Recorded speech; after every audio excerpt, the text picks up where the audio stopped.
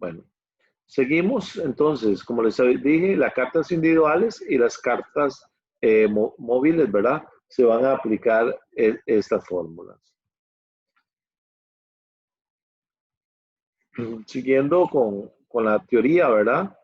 Nosotros hicimos algún ejemplo de eso. Utilizamos la de los promedios o los intervalos. Ok, esa fue la exposición que vimos la semana pasada. Hoy nos corresponde ver la exposición de cartas de control de gráficos. Ya se los proyecto.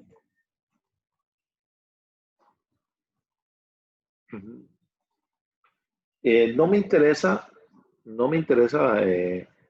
que eventualmente hoy darles una exposición magistral de eso, sino abocarnos a algunos ejercicios que pueden salir en el examen. Yo les mandé en el grupo esos ejercicios. Pero vamos a verlo un poquitico así, nada más por encima. Nosotros tenemos los gráficos de control para atributos. ¿Ok? En algunas ocasiones nosotros tenemos dificultades. En la línea de producción se tiene alguna dificultad con algunas características. Recuerden que la calidad es un atributo, ¿verdad? Entonces, no es muy fácil, digamos, tener una escala o poder medirlas. Entonces, lo que nosotros vamos a aplicar son gráficos para atributos. Esos gráficos son algunas técnicas, ¿verdad? Que digámoslo así, podría uno determinar, por ejemplo, si hay algo que se sale de la calidad o tiene algún defecto, de acuerdo a un rango de aceptación o de un lote. Entonces, uno puede medir cuánto podría ser, digamos, los diferentes desperdicios o los defectuosos que están saliendo y ver qué se puede hacer para retomar todo eso. Entonces, ya ustedes saben que es una unidad defectuosa, ¿verdad? También lo que es una unidad disconforme, ¿verdad? Hay algunas cosas que nosotros tenemos que determinar ahí. Entonces, cuando tenemos una situación, digamos, de características de unidades defectuosas, puede ser que tenemos una fracción, por ejemplo, pudiéramos tener n elementos, digamos que n elementos fuera 10, y entonces yo tengo que 2 salen malos. Entonces yo podría aplicar que el 20% o indicar que el 20% de los artículos que se producen son defectuosos. Por default, se dice que el 80% es bueno. Cuando tenemos esa condición, se convierte en una caracterización de una distribución binomial. Recuérdense que una distribución binomial era que tiene solamente 2 probabilidades, o de aceptar o de fallar. Entonces, en este caso, tendríamos, cuando hablamos de binomial, tenemos buenos o tenemos malos. Y entonces ahí podríamos aplicar todo lo que es la gráfica NP o la gráfica de P cuando hablamos de este tipo de condicionamiento. Recuérdense que N es el número de elementos y P es el número de unidades defectuosas. Las gráficas de P, ¿verdad? Tienen que sacar todas estas fórmulas, como les dije, ¿verdad? La carta P, cuando hablamos de cartas P, entonces nosotros vamos a utilizar estas fórmulas. Entonces, vamos a ver. Si queremos sacar cuánto es el tamaño del P promedio, va a ser el total de defectuosos entre el total de inspeccionados. Y de N promedio va a ser el total de inspeccionados entre el total de subgrupos. Y el límite superior, entonces va a ser la proporción o el P promedio más 3 por la raíz de, digamos, la probabilidad de P, 1 menos el promedio de P sobre N. N significa el tamaño promedio de la muestra, el tamaño promedio de la muestra, ¿verdad? Entonces, ve que aquí utilizamos no N como elementos, sino el promedio de esos elementos. ¿Ok? Entonces, aquí tenemos esa fórmula. También, para determinar NP, N es el tamaño de la muestra, P es el promedio, más 3 por la raíz de N por P promedio, 1 menos P promedio. Igual, en un rango, este va a ser el rango superior, el límite superior es el límite central y es el límite inferior. También tenemos dos tipos de gráfica más, las gráficas C y las gráficas U. Estas mantienen una distribución de Poisson. Y estas se usan para controlar y analizar un proceso por los defectos de un producto. Por ejemplo, rayones, número de soldaduras, el tejido desigual. Entonces, tenemos que identificar, cuando nos piden una gráfica C, se refiere al número de defectos. O sea, cuando estamos hablando de defectos, vamos a manejar el concepto de que es una gráfica C. Y cuando hablamos de una gráfica U, es para un producto de dimensión variable. ¿Ok? Entonces, para C es constante, para U es variable. Entonces, para que vayamos manejando, cuando ustedes le pidan, determine por la gráfica C o por la gráfica U, la gráfica C es constante, la gráfica U es para variable. Y tenemos las fórmulas.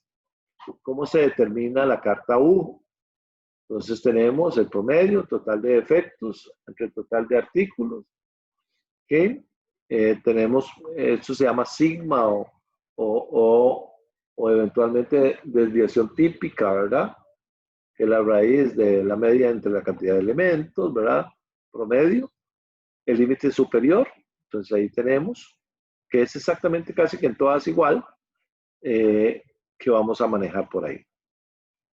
Siempre recuerden que esta N no es como en estadística.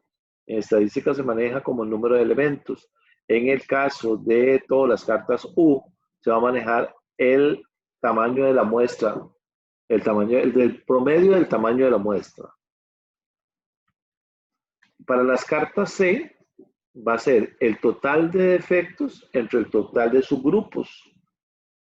El sigma va a ser la raíz de esos defectos, ¿verdad? De la carta C.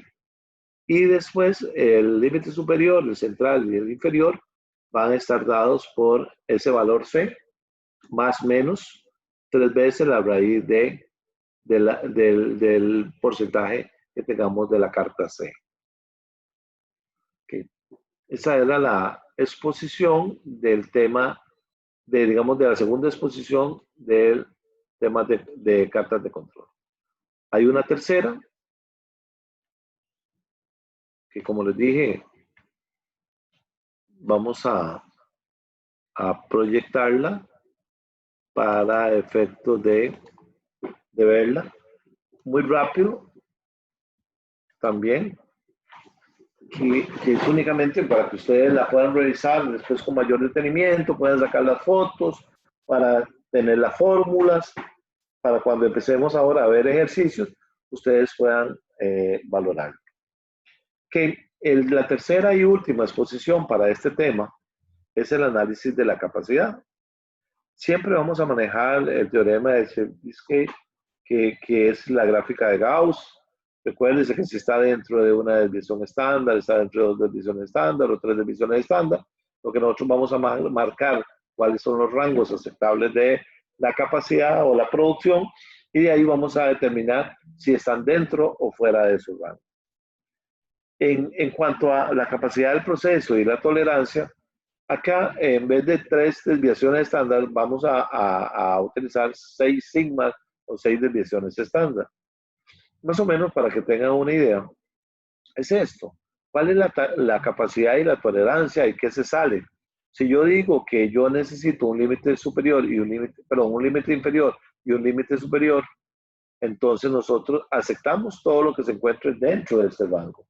Pero todo lo que se sale de este rango está fuera de control. Entonces nosotros vamos a determinarlo matemáticamente. Para nosotros, todo aquello que se salga de las 6 sigma o 6 desviaciones está como fuera de control y se llaman desperdicios.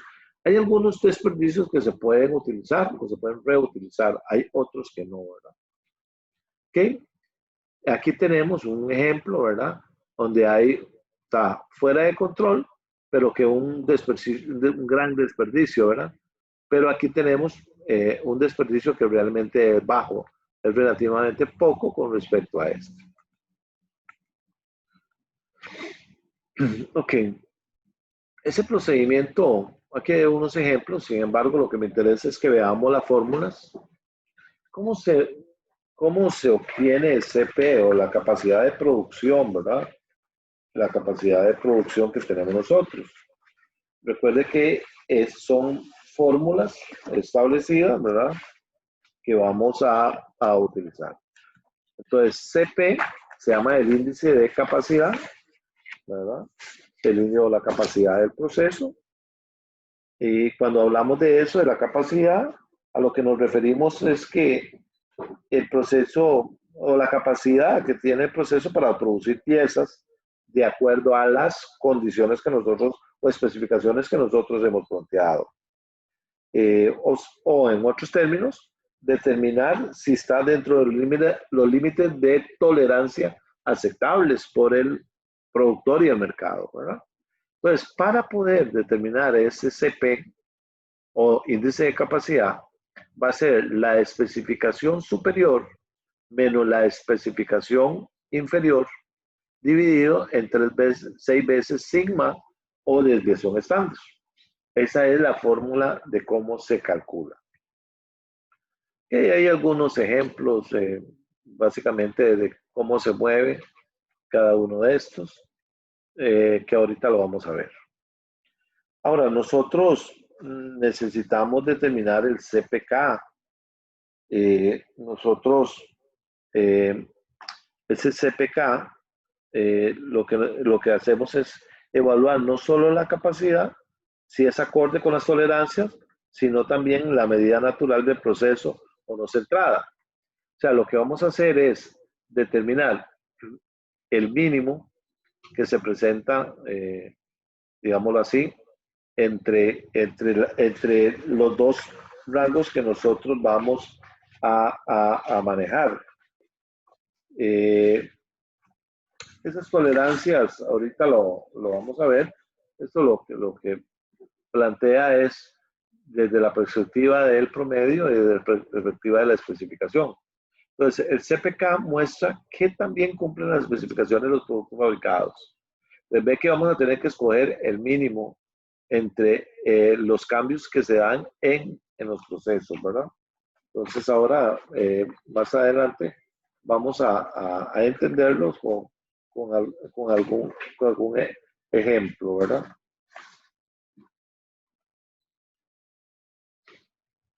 Aquí vienen algunas cosas importantes nada más para que ustedes tengan ahí como referencia. El CP no cambia cuando cambia el centro del proceso. El CP igual a CPK cuando el proceso se centra. El CPK siempre es igual o menor que el CP. Y el valor de CPK igual a 1 es un estándar que indica satisfacción en todas las especificaciones. Si el CPK es menor que 1, es indicativo de que mediante el proceso se obtiene un producto que no satisface las especificaciones. Y si es menor que 1, lo que indica es que el proceso no es capaz, ¿verdad? Si el CPK es 0, indica que el promedio es igual a 1 de los límites de la especificación. Y si el CPK es negativo, indica que el promedio queda fuera de la especificación. Eso téngalo a mano, eso es únicamente como para, si le preguntan qué significa o qué concluye cuando tenga cada uno de esos datos. ¿Cómo se obtiene el CPM? Ese se llama el índice de Taguchi. Es la especificación superior menos el límite inferior, entre 6 veces la raíz de t. Y la raíz de t va a ser el sigma al cuadrado más el promedio menos lo que es el límite inferior de esa clase. Y si queremos sacar el índice de inestabilidad, que es ST, que se simboliza con ST, va a ser el número de causas asignables entre el número total de puntos graficados por 100. Por causa se entenderá que son aquellos que están fuera de los límites, las tendencias o los ciclos. Y cuando el índice es mayor que 10, es un indicativo de que hay mucha inestabilidad. Bueno, básicamente ese es el análisis. Nada más me interesa que vean esto. Indica que CP analiza la capacidad del proceso, CPK analiza el proceso si está centrado, el CPM analiza la variabilidad del proceso y el desempeño respecto a las especificaciones, y ST indica la inestabilidad. Se dice que un proceso es inestable cuando está fuera de control estadístico, ¿verdad? Entonces aquí vienen algunas gráficas para que ustedes vean qué es lo que está sucediendo en cada una de las etapas del proceso. Eso es, digamos, la teoría. Sin embargo, queda demostrado que por más que yo haga, digámoslo, de darle lo que dice la teoría con respecto a lo que dice la práctica, a veces hay una muy grande, digámoslo así, diferencia. Entonces, yo decidí apartarme un poquitico de, digamos, de lo tradicional, porque nos ha estado pasando que los exámenes están saliendo muy bajos, porque todos los profesores lo que estamos abocando es a lo que nos mande la cátedra. Y entonces no tenemos el suficiente tiempo para practicar, únicamente vemos por encima cada una de las cosas y pretendemos que ustedes sean magos a la hora de resolver los exámenes. Entonces, considero que es mejor irnos de una vez a la práctica para poder tener la certeza con eso. Entonces, vamos a empezar a practicar. Teníamos unos ejercicios, ¿verdad? Que yo les mandé. La intención es ir viéndolo cada uno de estos. Por lo menos hoy ver unos 3 y que ustedes tengan la práctica, que vayan abocándose a poder hacer. No les voy a dejar hoy tarea, porque vamos a practicar el sábado, vamos a practicar el próximo miércoles y el próximo sábado para tener la certeza de estos dos temas. Ok, estas son las prácticas de gráficas de control. Dice, con el propósito de analizar la posibilidad de eliminar los estándares de trabajo en un sector de una fábrica, se decide analizar el número de cierto tipo de operaciones que realiza cada trabajador por día y por semana. A continuación se muestran los resultados obtenidos de una semana para 14 trabajadores. Entonces aquí tenemos los 14 trabajadores y vemos las operaciones que hace cada uno de ellos.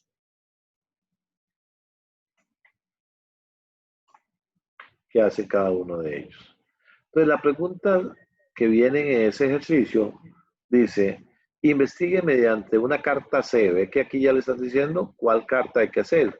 Si algún trabajador está fuera del sistema.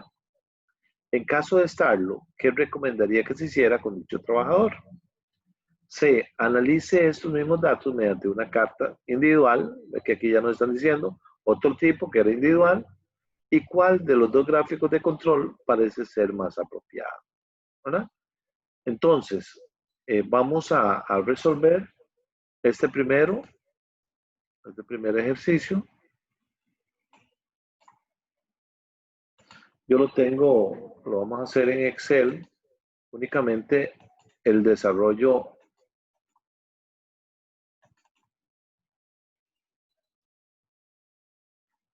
para que ustedes lo tengan. Yo se los voy a mandar las plantillas con las diferentes fórmulas para que ustedes puedan irlo viendo.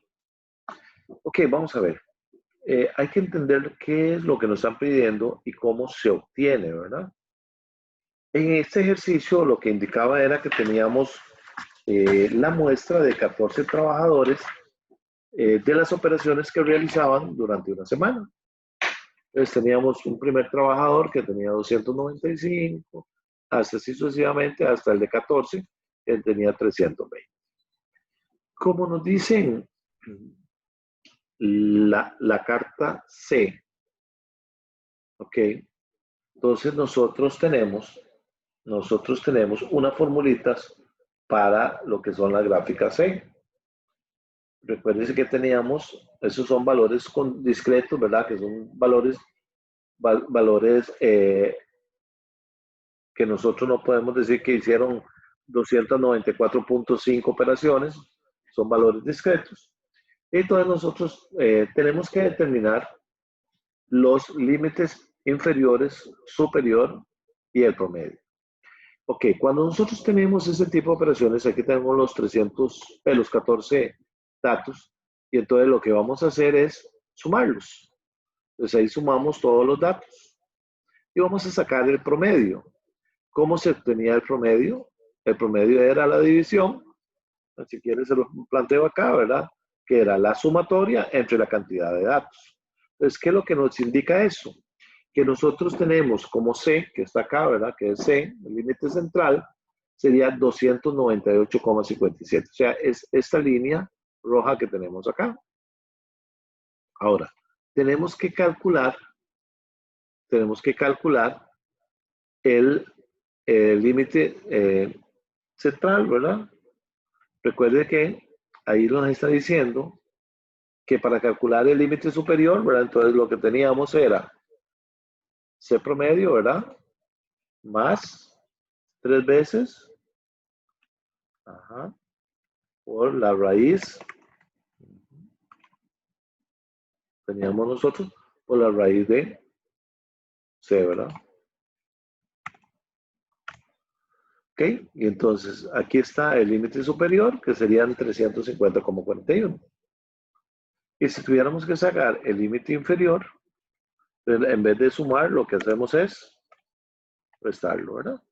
Entonces quiere decir que nosotros vamos a aceptar cualquier dato que se encuentre entre 246,73 y 350,41. Entonces, ¿qué es lo que hacemos? Graficar los datos, ¿verdad? Ustedes saben graficar los datos, ¿verdad? Y poder ponerle la línea, ¿verdad? De los rangos, ¿verdad? Ahí. Entonces, ¿qué es lo que nos dice? Que el trabajador número 8 se sale, veámoslo acá. El trabajador número 8, el rango mínimo era 246. Sin embargo, él tiene 240. Y nadie se sale en la parte de arriba. Entonces, la pregunta que nos estaba diciendo era, investigue mediante una carta C si algún trabajador está fuera del sistema. Efectivamente, fuera del sistema hay un trabajador, que es el trabajador número 8. La gráfica nada más, ustedes saben graficarlo, nada más ahí marcan los datos. Si quiere hacen 3 columnas más a la par y ponen el mismo dato para el límite central, el límite, y ahí lo grafican, ¿verdad? La segunda pregunta dice, en caso de estarlo, ¿qué recomendaría que se hiciera con dicho trabajador? Bueno, vamos a ver. Aquí hay una posible respuesta. El octavo trabajador realiza pocas operaciones en comparación a sus compañeros, ¿verdad? ¿Por qué? Porque está con el límite inferior. Está con el límite inferior. Entonces quiere decir que hace pocas operaciones en comparación con sus compañeros. Y si nosotros vemos a partir del sexto empleado, hay una variabilidad, hay mucha diferencia. ¿Por qué unos hacen mucho y por qué otros hacen muy poco? ¿A qué se debe eso?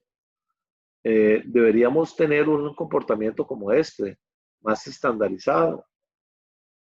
Entonces se debería estandarizar un poco más las responsabilidades. Esa es digamos, la respuesta que uno le daría de acuerdo a la gráfica. En el caso del C, la pregunta C dice, analice estos mismos datos mediante una carta individuales. Recuérdense que nosotros teníamos cartas individuales. Teníamos una formulita de cartas individuales. ¿Ok? Entonces,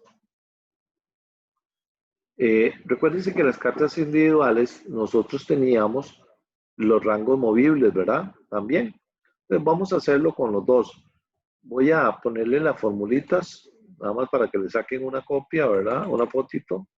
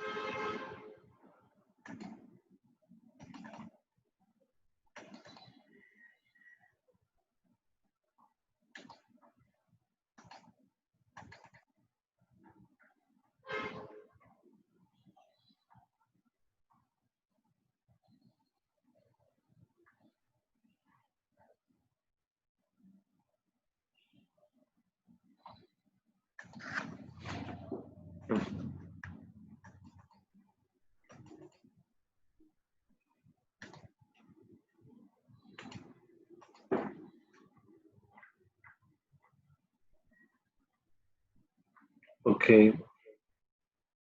Teníamos acá las cartas individuales.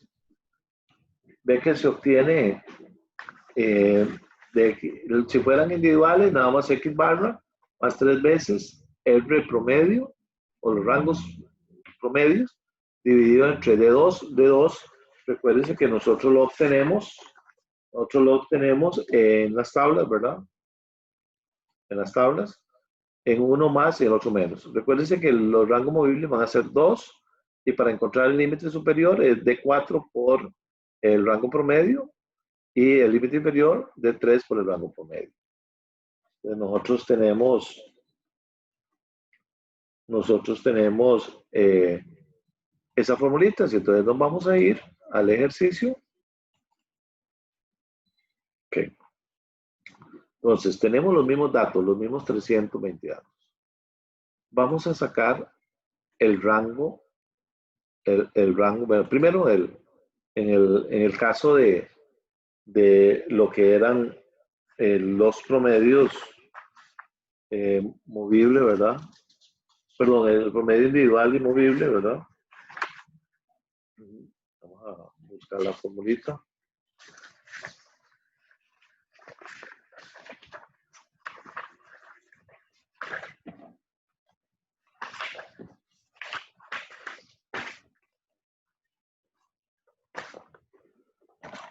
Permítame un minutito para sacarla.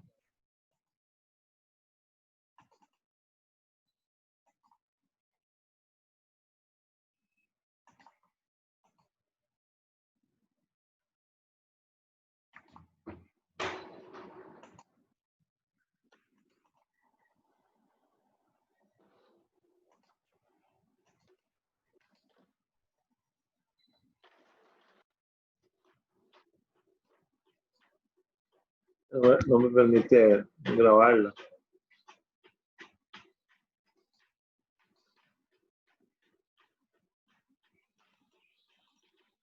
No me permite porque está en PDF.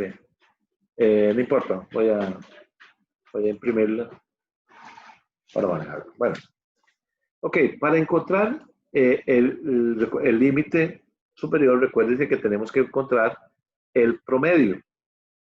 El límite central es el promedio. ¿Cómo obtenemos el promedio? Ya nosotros lo tenemos. Si tenemos la cantidad de operaciones, nomás lo que le decimos, sáquenos el promedio. Ahí lo tenemos. Es el promedio de las 14 operaciones. Si ustedes quieren, igual suman y dividen, ¿verdad? ¿Cómo se obtiene el límite superior? Recuérdense que el límite superior decía que era el promedio más 3 veces el rango dividido entre D2. Ok, vamos a ver. ¿Cómo se encuentra el rango? Recuérdense que el rango, lo que vamos a ver es obtener el promedio de las desviaciones que hay. Como es un rango, aquí es un rango que vamos a manejar, aquí, ¿qué es lo que tenemos? De 295 a 306, la variación fue de 11. ¿De cuánto fue la variación? La variación de 306 a 292, 14. ¿Cuánto es la variación entre 292 y 297? 5. Y así sucesivamente. Entonces, el rango promedio, lo que decimos es cuánto es el promedio de todos esos datos. Y nos da 33,62. ¿Ok? Recuérdense que la fórmula nos pedía D2. Entonces, vamos a ver. En la primera exposición yo le di la tabla también. La tabla estadística.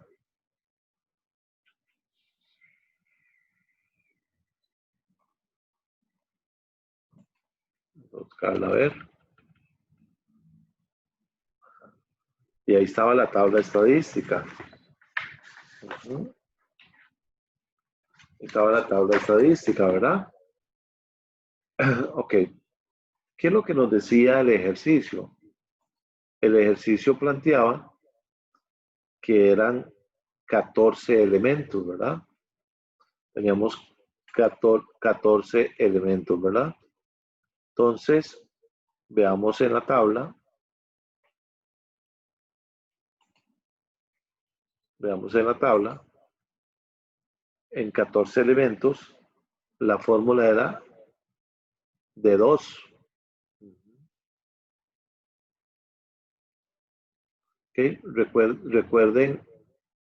Recuerden que nosotros estamos utilizando el promedio movible. El promedio movible va a ser de 2, ¿verdad? Entonces, el valor que vamos a utilizar va a ser de 1,13. O sea, son 14 datos, pero lo que vamos a utilizar es según el promedio movible. Entonces, va a ser de 1,13. Entonces, nos vamos a la parte de Excel.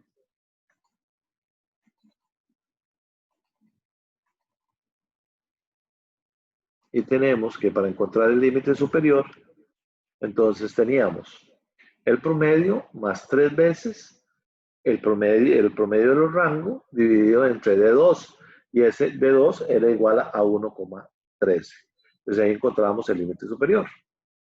El límite inferior va a ser exactamente igual, pero en vez de más va a ir un menos, ¿verdad?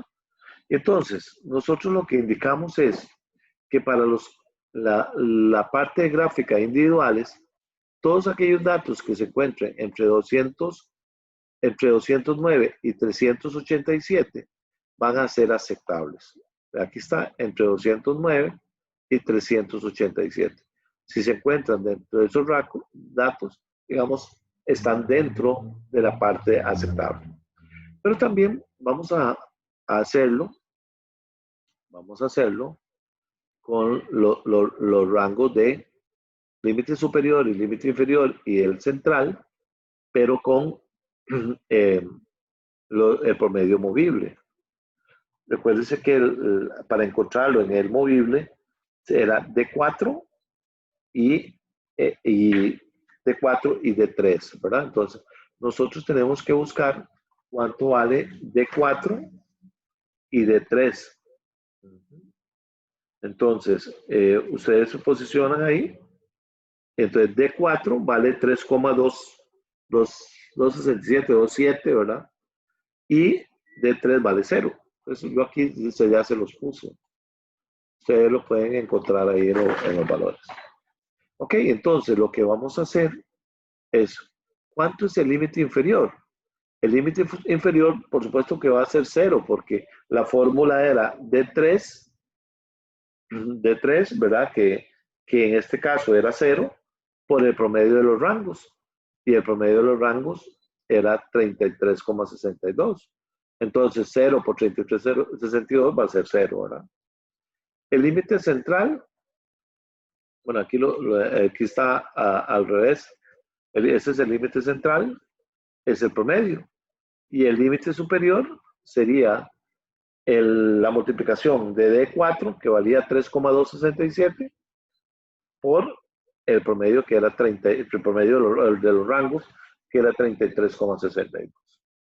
Entonces, lo que nos estaban preguntando a nosotros era, analice esos mismos datos mediante una carta de individuales, ¿ok? Y entonces, ¿y cuál era el más apropiado? Acá, si ustedes ven, no se salen de los rangos. Ningún dato se sale de los rangos. Sí hay una desviación, sí, ahí, no tan pronunciada como la teníamos, pero no se sale igual en esto, pero digamos, es manejable, es manejable. Y la última pregunta decía, ¿cuál de los dos gráficos de control parecen ser más apropiados? En realidad, con los dos se llega a la misma conclusión. Hay una gran variabilidad de las operaciones, ¿verdad? Tenemos aquí que se mueven mucho en cada uno. No sería conveniente quitar los estándares de trabajo. En su lugar hay que reorganizarlos para que el trabajo sea más equitativo. Una opción es estandarizar, no el puesto de trabajo, sino los flujos de operaciones y trabajar con empleados polivalentes justo a tiempo, ¿verdad? La gráfica de individuales me permite observar las diferencias importantes que hay viendo el gráfico de intervalos, ¿verdad? Entonces aquí nos permite el gráfico de intervalos ver cómo se podría comportar. Entonces, así van a venir las preguntas de examen, ¿verdad? Es cómo podemos desarrollar ejercicios para la toma de decisiones. Sigamos con un segundo ejercicio ahí.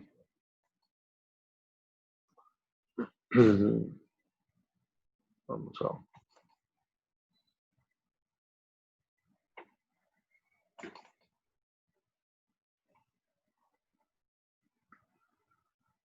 Dice,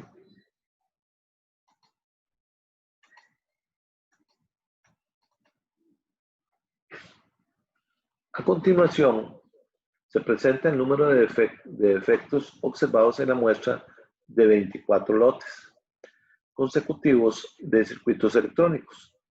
El número de circuitos inspeccionados en cada muestra es variable. Ya tenemos una condición de que es variable. Lo que nos indica es, nosotros tenemos 24 muestras, ve que aquí tenemos 12 acá y 12 acá. Tenemos el tamaño y tenemos defectos. ¿Ok? Dice, analice los datos mediante un gráfico U, utilizando el tamaño de muestra, lote promedio. Y segundo, obtenga un gráfico U con límites variables. Entonces tenemos 1, Profe, sí, ese cómo está estar con esta práctica, pero yo quería preguntarle a usted si se podía hacer un video de cómo sacar los defectos de la semana pasada de las prácticas. sí, para eso estamos. Bueno, En gracias. eso. Por eso mismo estamos practicando para que ya lo puedan tener y lo puedan acceder. Y lo vamos a ver. Para las horas consulta y vemos todo lo que quieran ahí. Que en el punto B dice obtenga un gráfico U con límites variables, ¿verdad? Y entonces dice, ¿cuál gráfico es mejor para analizar este caso y por qué? Entonces, hay que entender qué es lo que nos están preguntando. Dice que se presenta el número observados en la muestra de 24 lotes de circuitos electrónicos y el número de circuitos inspeccionados en cada muestra. ¿Okay? Entonces, vamos a manejarlo en Excel.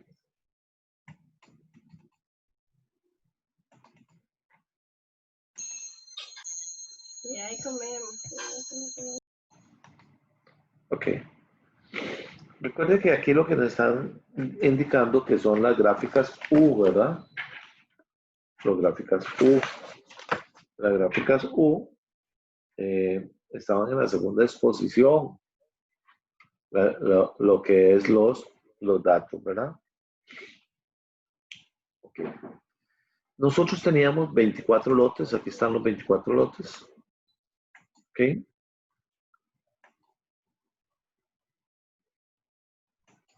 Tenemos los 24 lotes. Entonces tenemos el promedio, ¿verdad?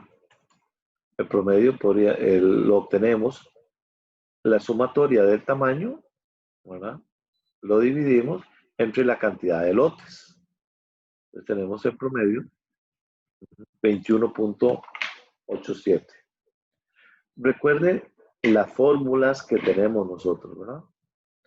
Tenemos los defectuosos, la sumatoria de los defectuosos, y tenemos la variabilidad de eso, ¿verdad?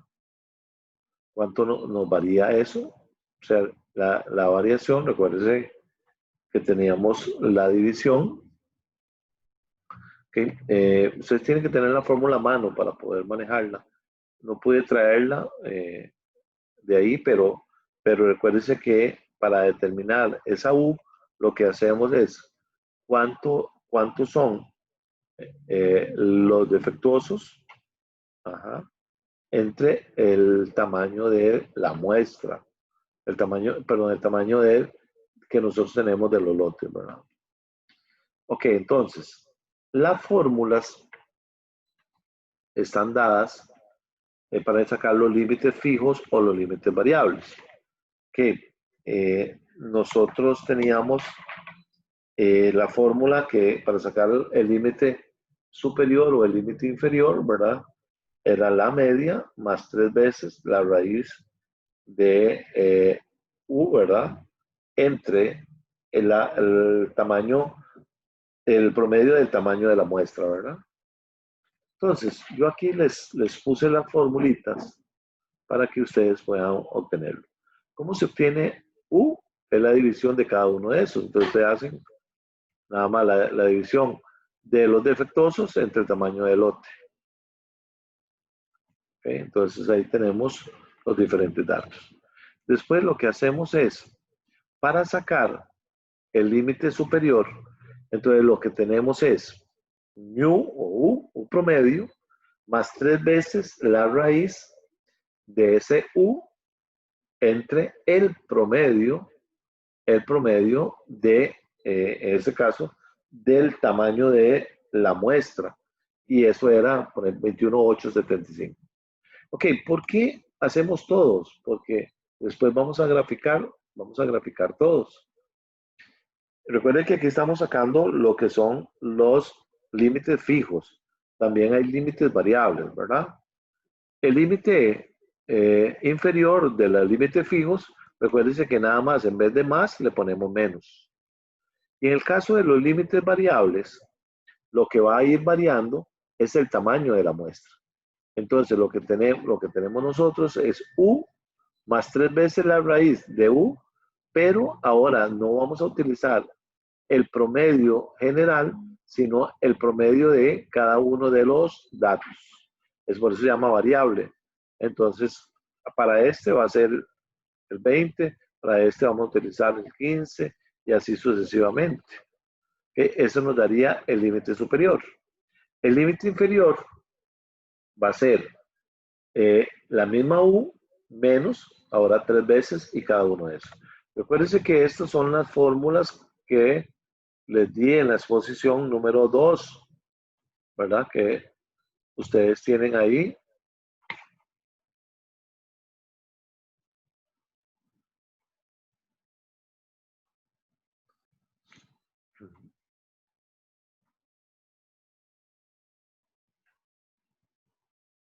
Ya les muestro las.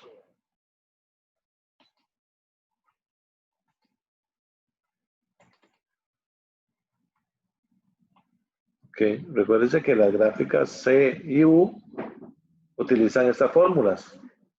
Cuando hablamos de una carta U, entonces lo que hacemos es dividir, ustedes vieron el tamaño del lote, el tamaño de defecto entre el tamaño de los lotes, ¿verdad? ¿Ok? Y después lo que estábamos haciendo era determinando cuál era el límite superior y cuál era el límite inferior, tomando una muestra variable, ¿verdad? Una muestra variable. ¿Ok?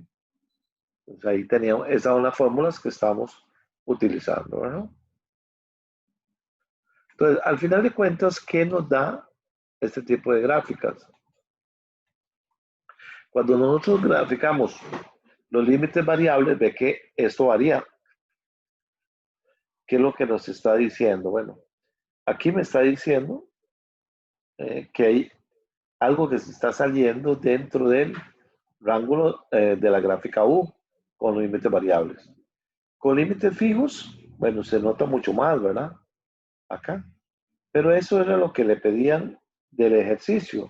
El ejercicio lo que pedía era analice los datos mediante el gráfico U utilizando el tamaño de muestra y obtenga un gráfico variable. ¿Cuál es mejor y por qué? Entonces ya ustedes tienen que analizar qué considerarían ustedes que es mejor que los rangos, digamos, aceptables varíen o que sean fijos. Entonces ustedes tienen que hacer un análisis del por qué, cuál de los dos es mejor. Pero aquí lo que se trata es aplicar fórmulas nada más. Determinar si nos están preguntando por C, si nos están preguntando por P, si nos están preguntando por X barra o por R, por el rango.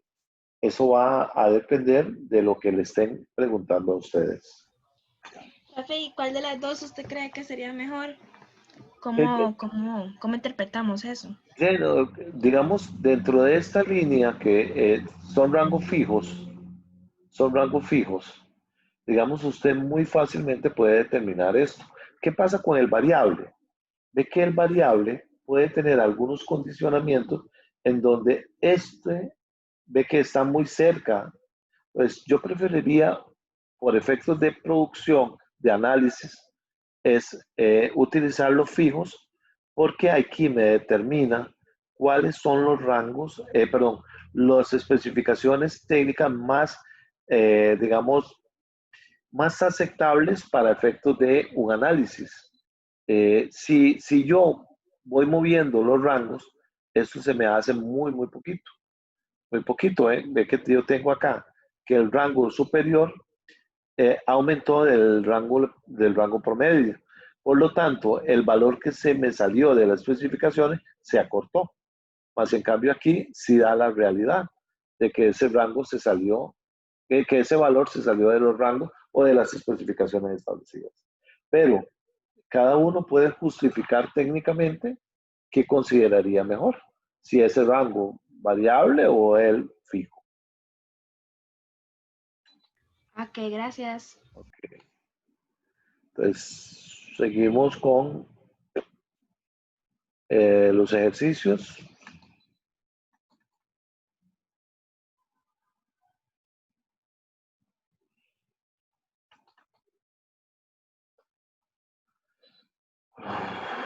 El ejercicio número 3 indica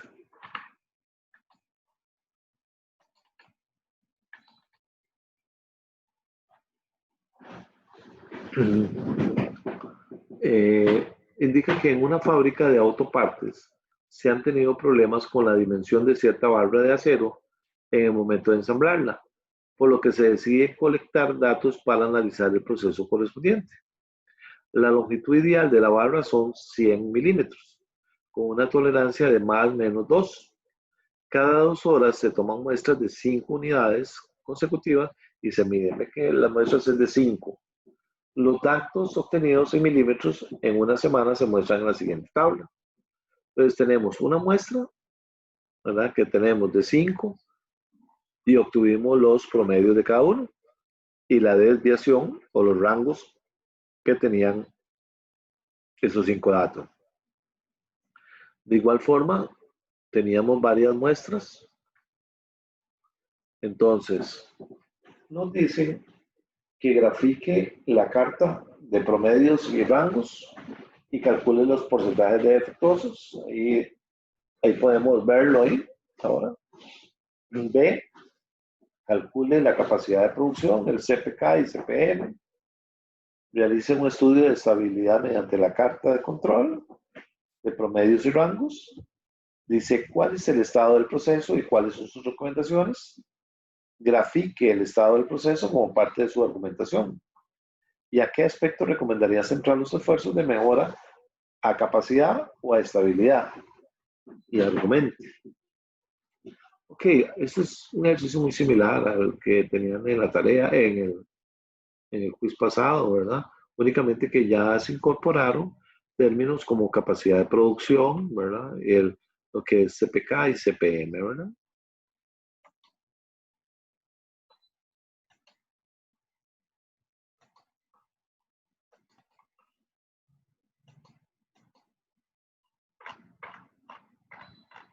Ok.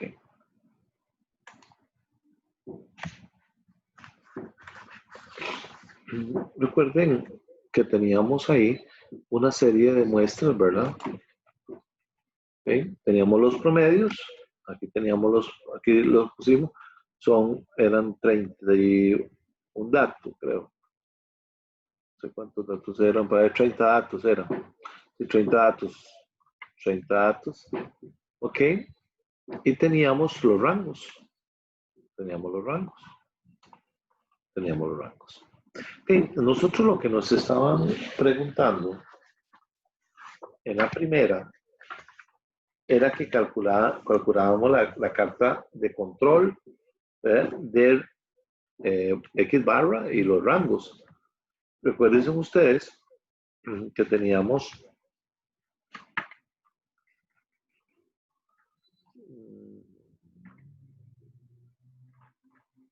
a ver si dejo las fórmulas por acá. No. Bueno, pero fueron las primeras y las que hicieron ustedes en la tarea, ¿verdad? O el quiz. Si yo tengo una serie de promedios, entonces puedo sacar el promedio general. ¿Okay? Sacamos el promedio general, tanto para lo que es el promedio como para los rangos. Recuerden, estamos hablando de X barras y X promedio. Recuerden que nosotros teníamos una formulita para encontrar lo que eran los valores de cada uno de esos. Recuerden que tenemos que para encontrar en promedios, el límite superior era el promedio más A2 por el rango promedio. Para encontrar el límite central era X barra y para encontrar el límite inferior era X barra menos A2 por el R promedio. Entonces, yo tengo que averiguar cuánto vale A2.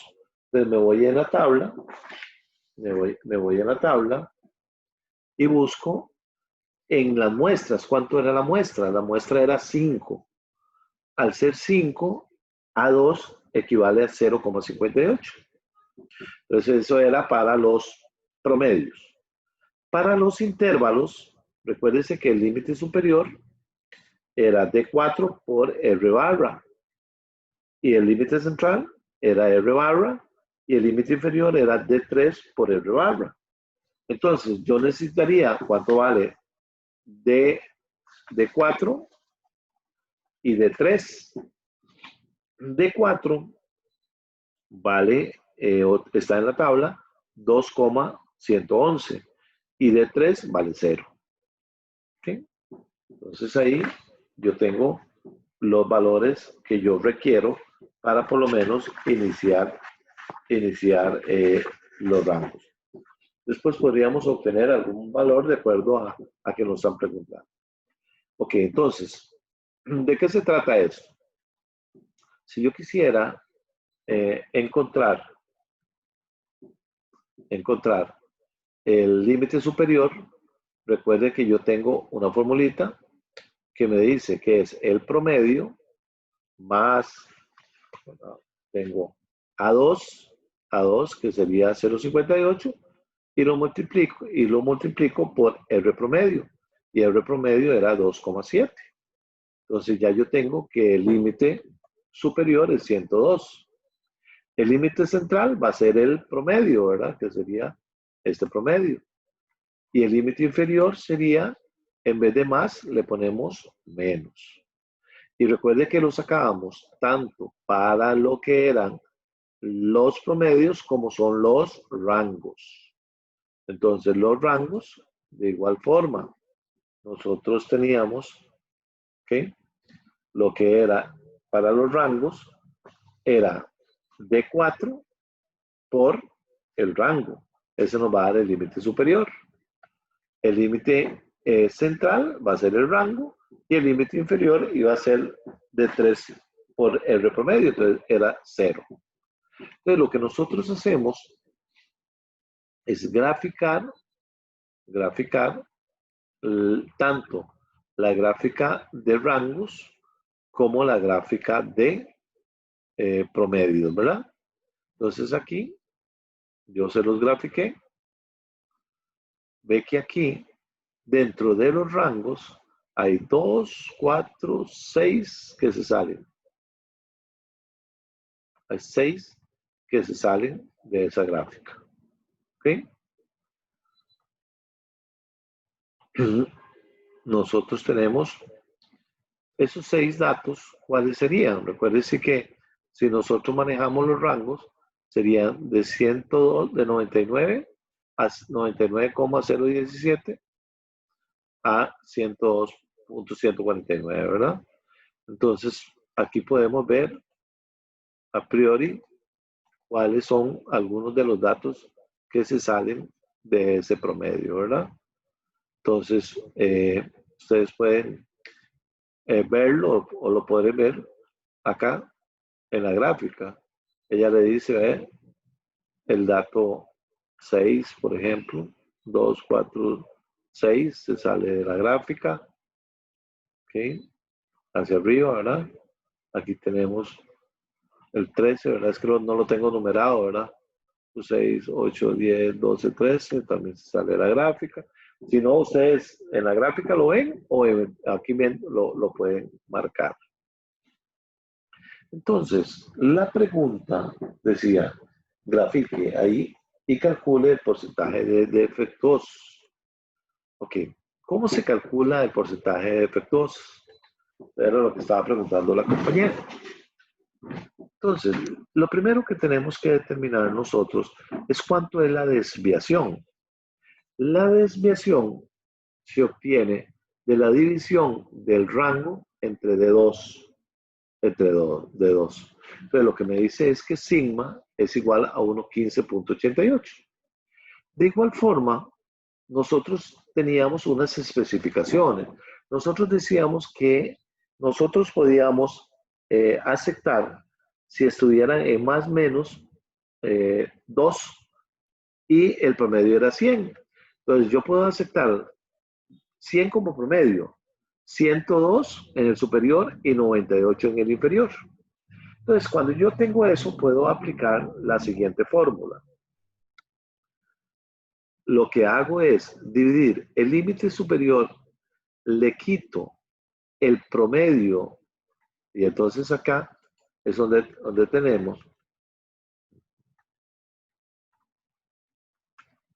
aquí yo quito los datos que ya se salen del porcentaje y eventualmente saco el promedio,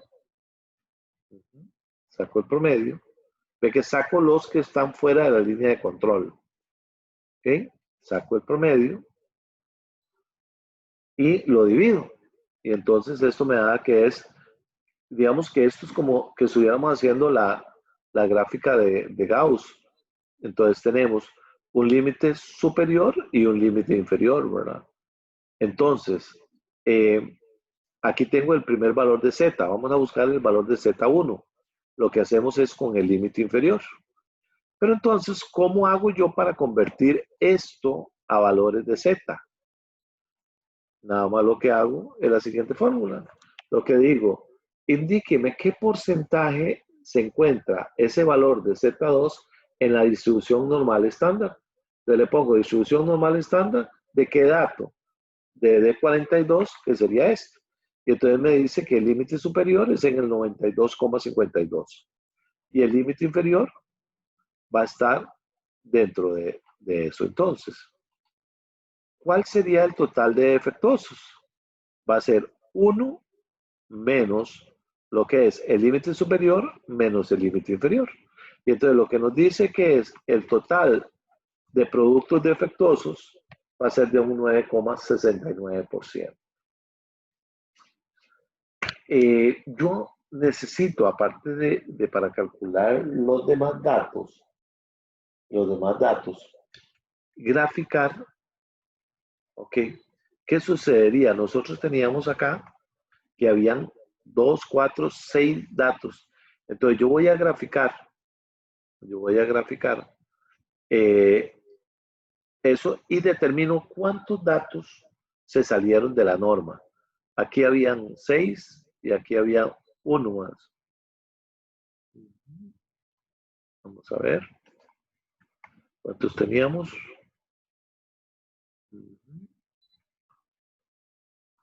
Ok. El dato 20. Tenemos estos datos. Ajá. 29 y 30. Sí, son dos datos. 3, 4, 5, 6 datos. Y cuando yo le quito los valores,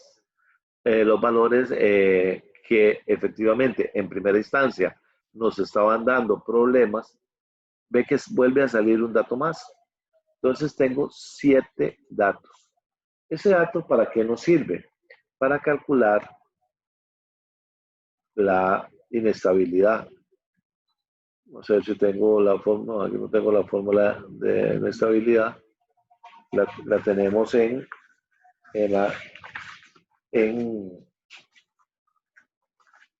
¿cómo se llama? En la exposición número 3.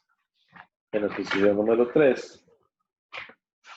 Ahí teníamos cómo se determinaba la inestabilidad.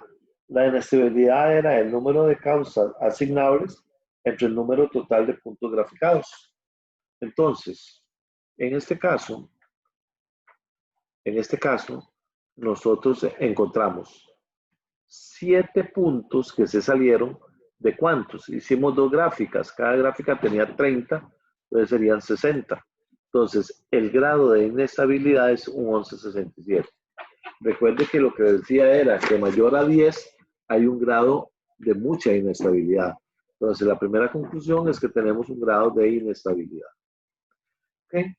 Posteriormente, lo que nos indicaba era, en la parte, calcule el CP, CPK y CPM. ¿Okay? Entonces, el CP, recuérdese que es una formulita. Una formulita, que lo que nos decía que era el límite superior menos el límite inferior dividido entre 6 por lo que era sigma, o sea, lo que era la desviación estándar. Entonces, lo que nos dice es que la capacidad es 57,53%. ¿Okay? También teníamos la fórmula para calcular lo que era el CPK. Recuérdense que acá tenemos que el CPK es el índice que muestra qué tan bien cumplen las especificaciones los productos fabricados.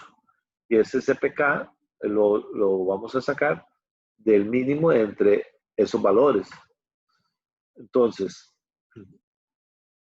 acá tenemos el primero, que lo que se decía era el límite superior menos el promedio del promedio de los datos dividido entre 3 por sigma. ¿Okay? Y aquí teníamos el otro que sería el promedio menos el límite inferior dividido entre 3 por sigma. ¿Okay? Entonces utilizábamos el menor de eso. El cálculo del CPM son casi que similares. Es el límite superior, le quito el límite inferior y lo divido 6 por lo que era el índice de Taguchi, ¿verdad? Aquí el índice de Taguchi, vamos a ver, acá se obtenía en la raíz de sigma elevado al cuadrado más el promedio menos el límite central elevado al cuadrado. Es que son puras fórmulas, ustedes tienen que manejarlo para efectos de eso. Y lo que dice es que la capacidad, el CPM, ¿verdad? Es de un 29,95% y el índice es de 2,22. Después nos decían, dice, que cuál era el estado del proceso y cuáles son sus recomendaciones. Entonces, ahí lo que se manejaba era que a pesar que el porcentaje bajo de defectuosos, que era un 9%, ¿verdad? El proceso no está bajo control estadístico. Se tienen muchos problemas de capacidad, de estabilidad y de variabilidad. Y cuando nos preguntaban a qué aspecto recomendaría centrar los esfuerzos, se debe mejorar en todos los aspectos, desde controlar mejor la materia prima, más entrenamiento, mejores métodos de trabajo, más calibración del equipo, de todos los aspectos que habíamos visto que eran posibles que se dieran en un proceso productivo. Acá lo ideal es que ustedes puedan empezar a sacar la fórmula, qué significa cada uno de los datos, porque lo demás es repetitivo. Todo lo demás son repetitivos. Unos con menos muestras, otros con más muestras, otros con unas especificaciones diferentes. Entonces, es como que ustedes ahorita en lo que queda de elección puedan hacerse sus fichitas para que el día sábado sigamos practicando eso. Voy a mandarle estos 3 primeros ejercicios para que ustedes lo tengan, para que los puedan ir visualizando y podamos, digamos, ya para la próxima lección, que ustedes puedan ir enfrentándose al ejercicio. Porque ahorita nada más así es como una forma sumera de la resolución sin que ustedes conozcan de qué se trata. Entonces, les recomiendo de una vez 2 cosas. Que vean las 3 presentaciones, obtengan las diferentes fórmulas, entiendan qué significa cada uno de esos, váyanse al libro y ven qué significa un CPK, un CPM, un Taguchi, una inestabilidad, qué significa una carta U, una carta C, una carta P, porque los ejercicios van a venir en esa misma línea. Entonces, tenemos 3 trabajos. 1, que vean las exposiciones hoy, saquen eso, lo que les acabo de decir. 2, me manden lo del grupo.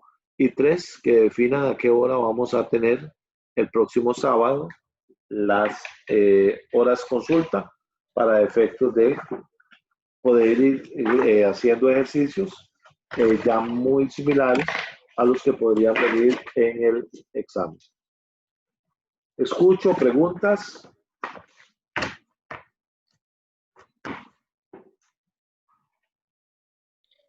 Buenas noches. De mi parte no, profe, hasta el momento todo quedó muy claro. Creo que más que todo es ponerse a repasar y entender el resultado para saber cómo Así es. analizarlo y demás. Muchas Ajá. gracias. Y lo que necesitan es básicamente tener la fórmula, porque los datos van a ser los mismos. En el examen van a venir datos, únicamente que si aquí le dieron 30, ya van a ser 20. Entonces, que ustedes pueden hacerla, digamos, si es una gráfica U, entonces ya que ustedes sepan cómo era, tener las fórmulas ahí a mano en el Excel para cuando ustedes la puedan hacer. Ese tipo de cosas. Eso es lo que quiero para que vayan teniendo mayor fortaleza para la hora que van a hacer el examen.